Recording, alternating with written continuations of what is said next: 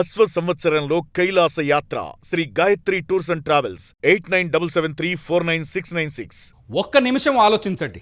మీ చేతిలో ఉన్న ఫోన్ ఇప్పుడు డెడ్ అయిపోతే, మీ ఇంట్లో ఉన్న వైఫై సిగ్నల్స్ రాకపోతే, గూగుల్ లేదు, యూట్యూబ్ లేదు, వాట్సాప్ అసలే లేదు, ప్రపంచం మొత్తం ఒకేసారి ఆఫ్ అయిపోతే పరిస్థితి ఏంటి? మీరు అనుకోవచ్చు, అన్నయ్య ఇదంతా సినిమానా అని.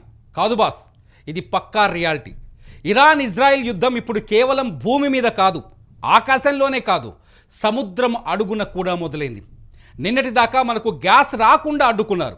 ఇప్పుడేమో మన కళ్ళకి కనబడని ఇంటర్నెట్ వైర్లను కట్ చేస్తామంటున్నారు. గల్ఫ్ సముద్రంలో జరుగుతున్న ఈ హైజాక్ డ్రామా ఏంటి? హౌతీ రెబల్స్ చేస్తున్న ఆ అటాక్ వెనక ఉన్న అసలు మాస్టర్ ప్లాన్ ఏంటి? పూర్తి వివరాల్ని ఈ స్టోరీలో చూద్దాం.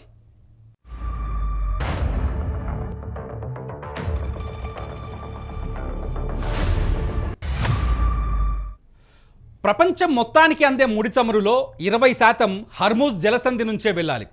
ఇరాన్ ఇప్పుడు దీన్ని తన గుప్పెట్లోకి తీసుకుంది. కేవలం చమురు ట్యాంకర్లను ఆపడమే కాదు, ఏకంగా ఓడలను హైజాక్ చేస్తోంది. ఇరాన్ మద్దతున్న హౌతీ రెబల్స్ ఇప్పుడు ఎర్ర సముద్రంలో రెచ్చిపోతున్నారు. వీళ్ళు చేస్తున్న పని వల్ల యూరప్ నుంచి భారత్కు రావాల్సిన షిప్పులు వేల కిలోమీటర్లు తిరిగి రావాల్సి వస్తోంది.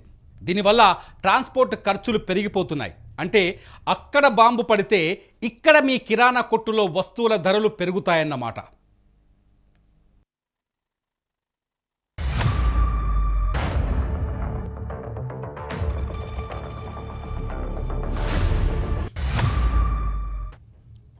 అసలు షాకింగ్ న్యూస్ ఏంటంటే, సముద్రం అడుగున ఉండే అండర్ సీ కేబుల్స్.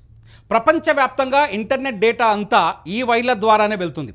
ఇప్పుడు ఈ వార్త ఎందుకు హాట్ టాపిక్ అయిందంటే, ఈ యుద్ధం వల్ల ఈ కేబుల్స్కు నష్టం జరిగితే ప్రమాదం ఉందని ఇండియా టుడే రిపోర్ట్ చెప్తోంది.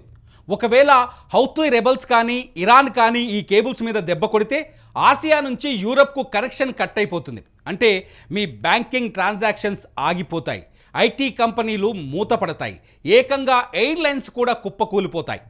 ఇది కేవలం యుద్ధం కాదు, ఇది ఒక డిజిటల్ సునామీ.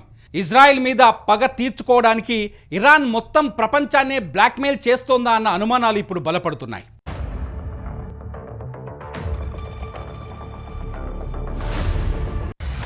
ఇప్పుడు మన దేశం గురించి మాట్లాడుకుందాం.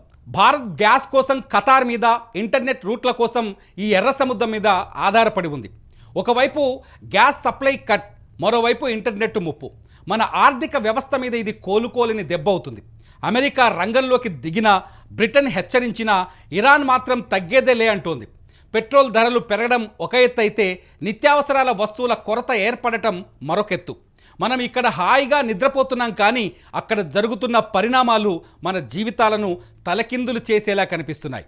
ఇది కేవలం గల్ఫ్ దేశాల మధ్య గొడవ కాదు, ఇది గ్లోబల్ ఎనర్జీ అండ్ డేటా వార్గా మారిపోయింది.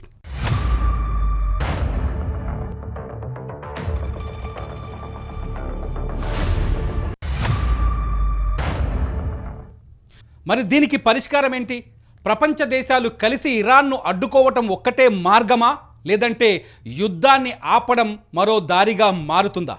మీరేమనుకుంటున్నారు? ఇంటర్నెట్ లేని ఈ లోకాన్ని మీరు ఊహించుకోగలరా?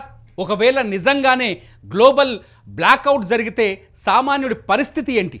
మీ అభిప్రాయాన్ని ఈ వీడియో కింద కామెంట్ చేయండి. ఇట్స్ యూటీవీ నుంచి మీ తిరుమల్.